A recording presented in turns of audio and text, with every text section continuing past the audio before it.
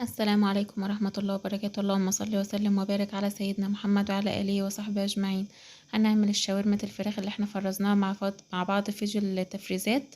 اللي ما شافوش يروح يشوف عشان يشوف تبلناها ازاي.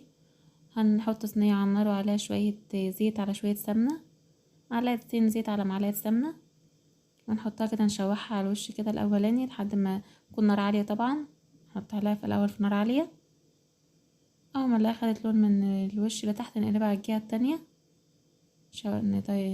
نعملها بالمعلقه كده على الجهه التانية. نكون مقطعين بصل معانا شرايح وفلفل شرايح، هننزل عليها بالبصل والفلفل. البصلايه نكون عندنا عليها شويه ملح وشويه فلفل اسود وندعكها بيها كده وبعدين نحطها عليه.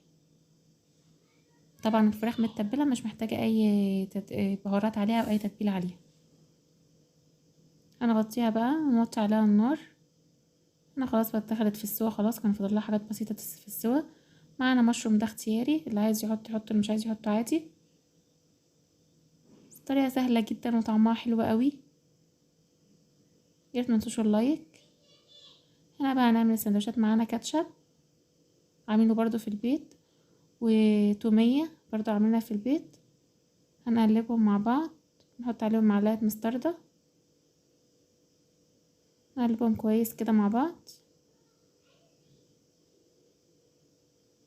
نقلبناهم كويس كده مع بعض. لونهم حلو ازاي، طعمها حلو جدا. هنجيب بقى العيش بقى، ده عيش سوري او خبز الصاج، ده عاملينه برضو، هنزل لكم الفيديو بتاعه. عامله بالبيت برضو بكل سهولة. جبنة هنحط بقى جبنة موتزاريلا، جبنة رومي، ده باختيارنا يعني براحتنا حسب احنا بنحب انواع جبن ايه نحطها. وهنحط الشاورما،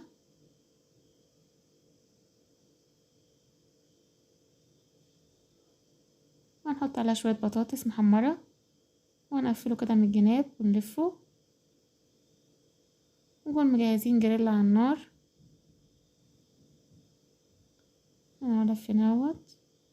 نجهز جريلا على النار وعليه شوية زيت صغيرين خلاص، مسحة زيت كده بسيطة. ونخلي النار وسط، نعمله على الجنبين، على الجهة دي وعلى الجهة دي. احمر على الجهة دي بقى، على الجهة التانية اهوت.